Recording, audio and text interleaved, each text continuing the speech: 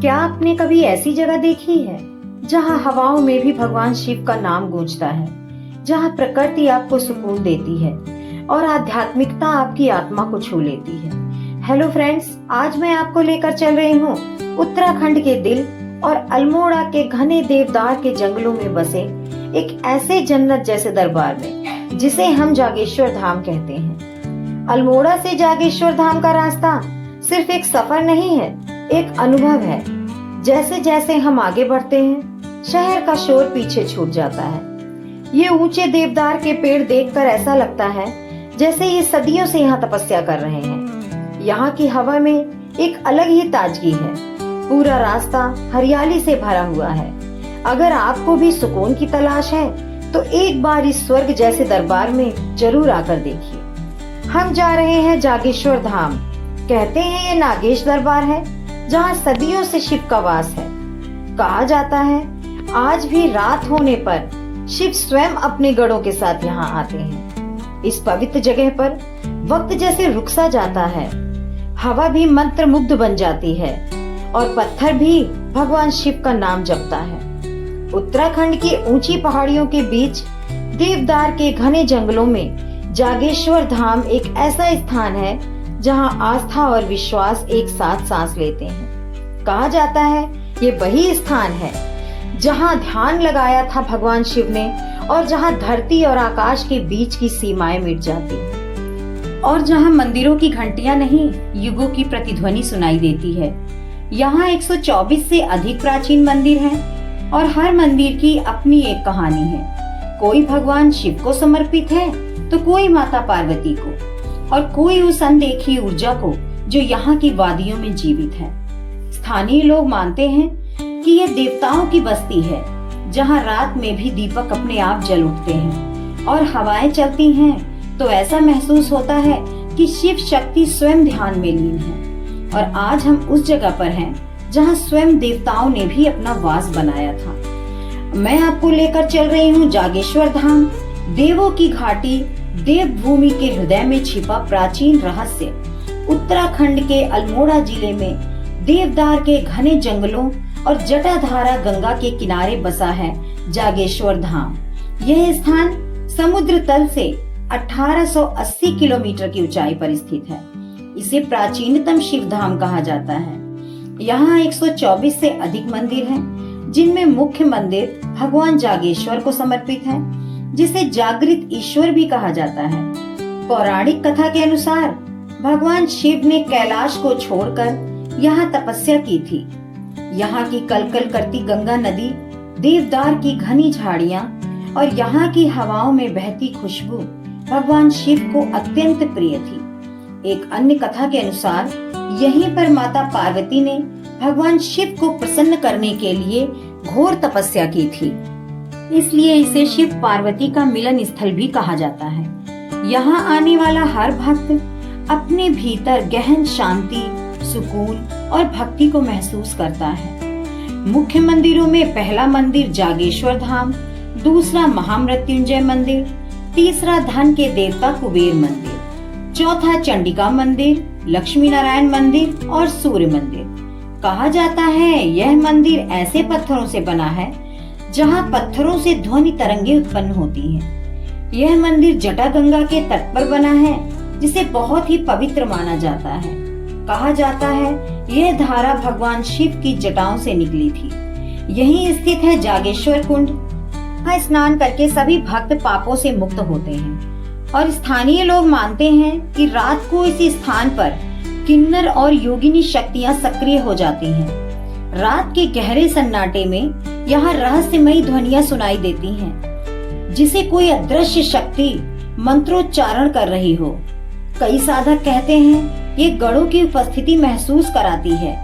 सूर्यास्त के बाद इस स्थान पर साधारण लोगों का आना जाना भी वर्जित रहता है।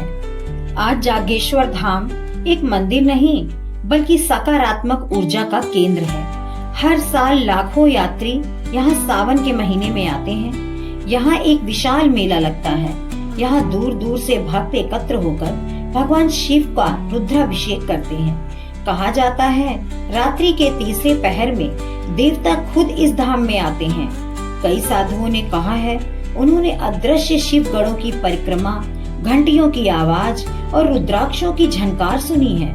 लोगों का कहना है कि हर पूर्णिमा को स्वयं भगवान शिव इस धाम का निरीक्षण करने आते हैं और तब हवाओं में एक अजीब सी सुगंध फैल जाती है।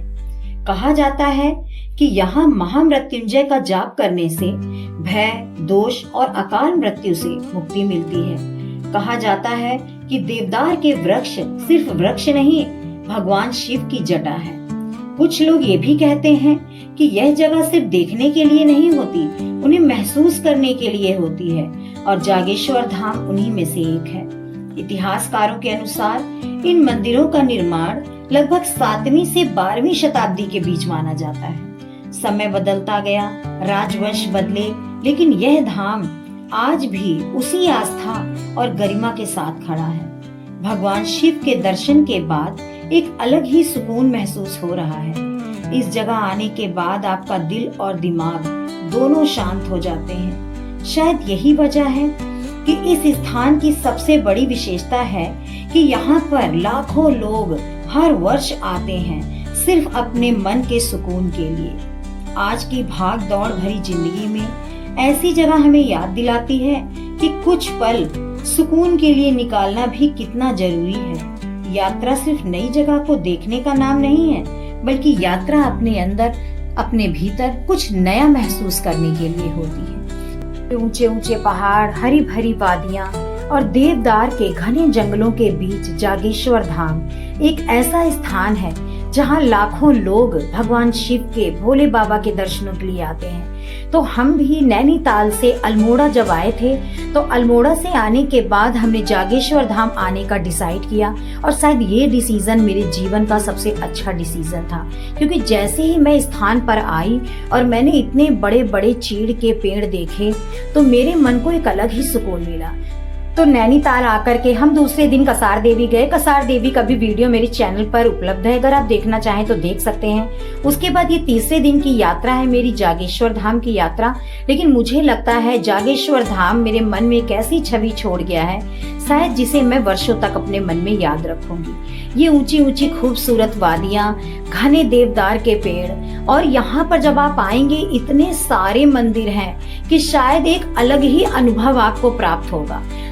जागेश्वर बाबा के दर्शन करने के बाद हम गए कुबेर मंदिर। कुबेर मंदिर का अत्यधिक धार्मिक और ऐतिहासिक महत्व है। यह उत्तराखंड में धन के देवता कुबेर का एकमात्र और बेहद चमत्कारिक मंदिर माना जाता है। कहा जाता है इस मंदिर की सबसे बड़ी विशेषता यह है कि यहाँ भगवान कुबेर की पूजा शिव एक मुखी शिवलिंग के रूप में की जाती है। कुबेर देव यहाँ शक्ति रूप में इसी शिवलिंग में विराजमान है। यह भी मान्यता है कि यहाँ दर्शन मात्र से व्यक्ति की दरिद्रता दूर होती है और आर्थिक स्थिति मजबूत होती है। ये भी कहा जाता है कि श्रद्धालु यहाँ आकर सोने या चांदी के सिक्के की विशेष पूजा करते हैं। उसके बाद यहाँ सिक्के को पीले कपड़े में बांधकर अपने घर की तिजोरी में रखते हैं। माना जाता है कि ऐसा करने से घर में कभी धन धान्य की कमी नहीं होती। मन्नत पूरी होने पर भगवान कुबेर को खीर का भोग लगाने की अनूठी परंपरा है। ऐतिहासिक दृष्टि से यह मंदिर 9वीं शताब्दी कत्यूरी राजवंश के काल का माना जाता है। जागेश्वर के अन्य प्राचीन मंदिरों की तरह इसे भी पत्थरों को काटकर भव्य रूप दिया गया है। पौराणिक कथा के अनुसार कुबेर, जो रावण के सौतेले भाई थे, उन्होंने भगवान शिव को प्रसन्न करने के लिए घोर तपस्या की थी। उनकी अटूट भक्ति से प्रसन्न होकर महादेव ने उन्हें नया जीवन दान दिया, अपार धन का स्वामी बनाया और देवताओं का कोषाध्यक्ष नियुक्त किया। भगवान शिव से मिले इसी वरदान के कारण जागेश्वर धाम में कुबेर देव को शिव के प्रतिरूप में पूजा जाता है। इस धाम के ठीक बगल से बहने वाली जटा गंगा नदी को बेहद पवित्र माना जाता है। कहा जाता है इस नदी में ध्यान और स्नान करने के बिना यह यात्रा अधूरी मानी जाती है। तो हमने भी यहाँ आने से पहले जटा गंगा नदी में स्नान किया था और उसके बाद भगवान भोलेनाथ के दर्शन किए थे। कहा जाता है पुराणों के अनुसार इस जटा गंगा नदी के तट पर बैठकर सप्त ऋषियों ने भगवान शिव को प्रसन्न करने के लिए कठोर तपस्या की थी। वे इसी नदी के जल से भगवान शिव का जलाभिषेक करते थे। तो यहाँ पर आकर के हमारे मन को एक बहुत ही सुकून और आध्यात्मिक अनुभव प्राप्त हुआ। अगर आप भी आध्यात्मिक अनुभव को प्राप्त करना चाहते हैं तो एक बार इस जगह पर जरूर आएं। ऐसा दृश्य आपको कहीं भी नहीं मिलेगा। तो आज की हमारी आध्यात्मिक यात्रा अब यहीं पर समाप्त होती है। ऐसी ही यात्रा के लिए चैनल को सब्सक्राइब जरूर कर लीजिएगा, वीडियो को लाइक